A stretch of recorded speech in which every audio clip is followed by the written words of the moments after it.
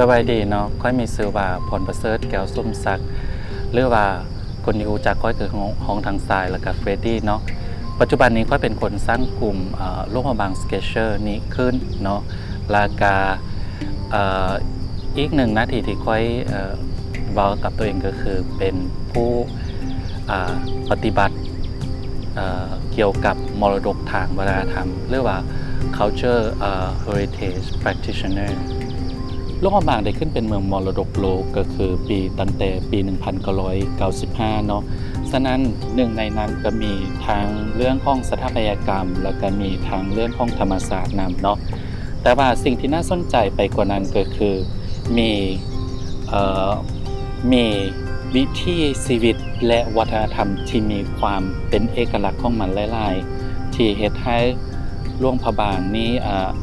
เป็นเมืองคล้ายๆกับเป็นเมืองที่มีความลักษณะเป็นเรื่องของมีศิลปะด้วยในตัวของมันเองซึ่ง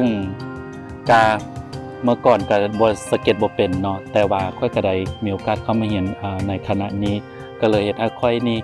ได้มีความมักในการสเก็ตหลายขึ้นตั้งแต่ตอนนั้นมาและค่อยมาจริงจังในการสเก็ตแท้ๆแม่นหลังจากตอนที่ค่อยเรียนจบปี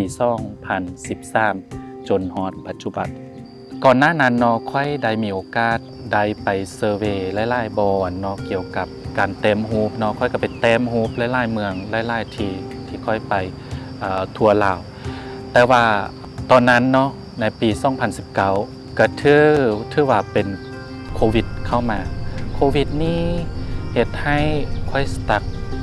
บ่สามารถที่จะไปซะต่อได้เนาะก็เลยคิดว่าโลกบางนี่มันโคตรน่าเบื่อเลยเนาะก็เลยว่าโอเค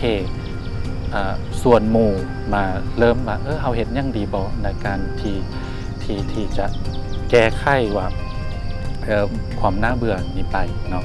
ก็เลยสร้างกลุ่มโลกบางสเก็ตกลุ่มนี้ขึ้นมาแต่นี่ก็บ่แม่นหนึ่งในเหตุผลเนาะที่จะสร้างโลกบางสเก็ตกลุ่มอย่างเดียวเพราะว่าหนึ่งในเหตุผลหลักที่ค่อยต้องการสื่อความหมายแท้ๆก็คือเป็นการสื่อความหมายเกี่ยวกับมรดกวัฒนธรรมโดยเฉพาะโลกบางการขึ้นเป็นเมืองเป็นยูเนสโกแบบใดจังใดเนาะฉะนั้นค่อยก็เลยสร้างกลุ่มโลกบางสเก็ตกลุ่มนี้ขึ้นมาตอนแรกเนาะก็คือเป็นเริ่มต้นจากหมู่ก่อนหลังจากนั้นก็ไปส่วนนักศึกษามาและการส่วนคนฝรั่งคนต่างชาติเนาะที่อยู่ในโลกบางนี่เนาะคนที่มีความสนใจนะก็มารวมกันเต็มฮูปเนาะเริ่มแรกก็สเก็ตลิ้นนั่นแหละสเก็ตลิ้นสเก็ตแบบเฮาก็แบบบ่มีครูสอนเนาะเฮาก็จำเป็นแบบได้เป็นหมู่ทีมครับเจอหมู่นำกันเจอหมู่แบบจัววัดนี้แหละเป็นเราเตรียมก็เลยเตรียมนำสเก็ตนำเราเฮียนไปก็เลยทรายนี่ทรายเรารู้จักกับสุทุโอบีนี่ก็เลยให้ทรายสอนที่สเก็ตผมให้นี่ก็เลยสเก็ตตั้งแต่นั้นมาเริ่มสเก็ตเริ่มเตรียมอีกอย่างก็เป็นความมักเฮาเด้เขาเรื่องมักสเก็ตฮูปเพราะว่าเอื้อยเฮาน่ารักสเก็ตฮูปก็เลยว่ามักเนี่ยสเก็ตเป็นชื่อลาวแล้วก็อีกอย่างนึงก็คือเขามักฮูปภาพแดเพราะว่าน้องคนเวลาฝึกแต้มฮูปอยู่แล้วก็เลยอยากจะมีประสบการณ์แล้วก็อยากมีการเรียนรู้เพิ่มเติมแล้วก็มุมมองใหม่ๆเพิ่มเติมมาพัฒนาตัวเองก่อนหน้าที่ค่อยจะได้โพสต์เกี่ยวกับโลกบางสเก็ตกลุ่มนี่ก็คือค่อยโพสต์ไปว่าเทิงว่าเจ้าจะสามารถเต็มได้หรือเต็มบ่ได้เนาะก็สามารถเข้ามาร่วมได้เลยเพราะว่านี่มันเป็นเปิดพื้นที่ให้สำหรับทุกคนฉะนั้นค่อยจึงนะบางคนเนาะเขาเจ้าก็บ่ได้มีพื้นฐานในการเต็มฮูปมาก่อนจังซี่หั้นนะค่อยก็เลยจำเป็นจะต้องได้ให้คำแนะนำที่เป็นพื้นฐานในการสเก็ตอย่างเช่นในการสร้างฮูปเพอร์สเปกทีฟและก็เกี่ยวกับการห่างเส้นเนาะแน่นอนเนาะเพราะว่าเด็กน้อยนี่ก็คือเป็นหนึ่งในกำลังหลักที่สำคัญที่ข้าเจ้าจะสามารถพัฒนาประเทศได้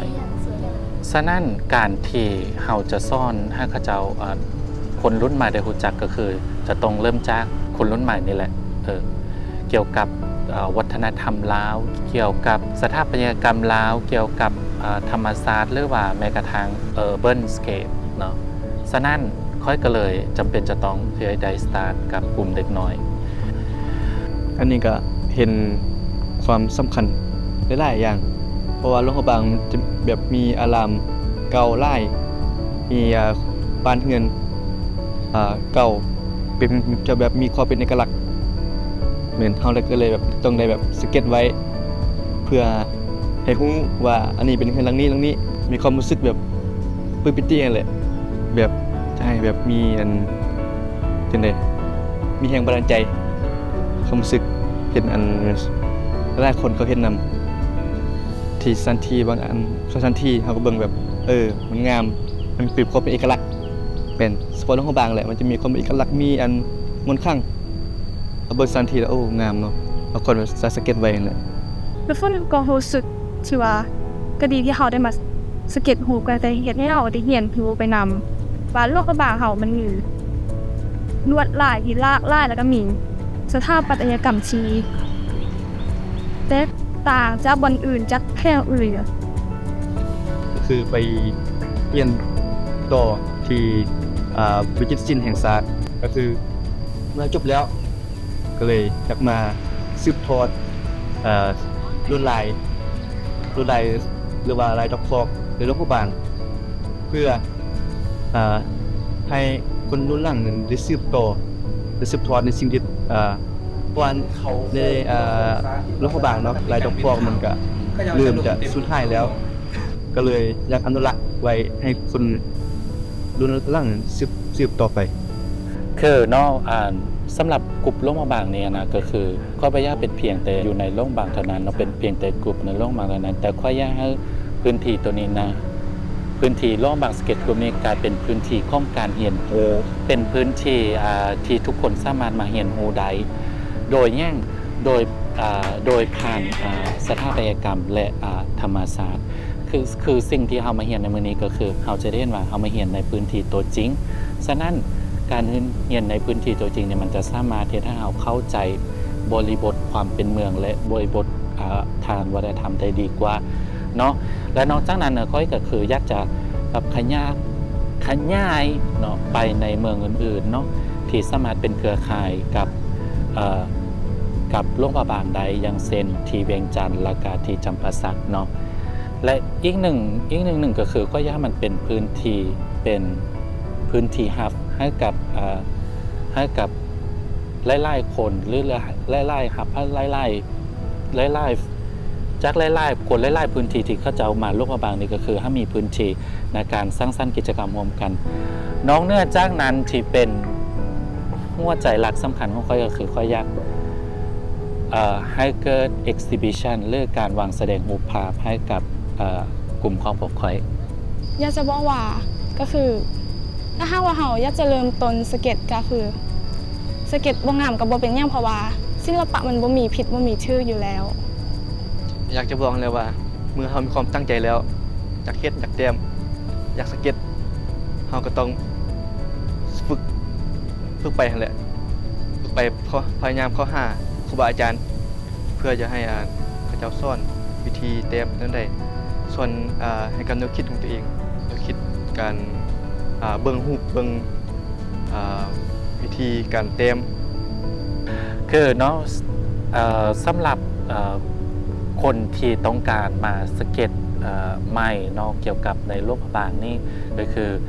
การสามารถมาสเก็ตได้เนาะถึงว่าเจ้าจะบ่มีพื้นฐานยังเลยเนาะค่อยก็สามารถให้คำแนะนำในพื้นฐานในการสเก็ตได้เนาะก็คือบ่ว่าเจ้าจะมักในด้านได้กระแต่เนาะค่อยก็สามารถให้คำแนะนำได้เนาะแล้วก็คือยูนิคก็คือเปิดโอกาสให้ทุกรูปแบบสำหรับงานศิลปะ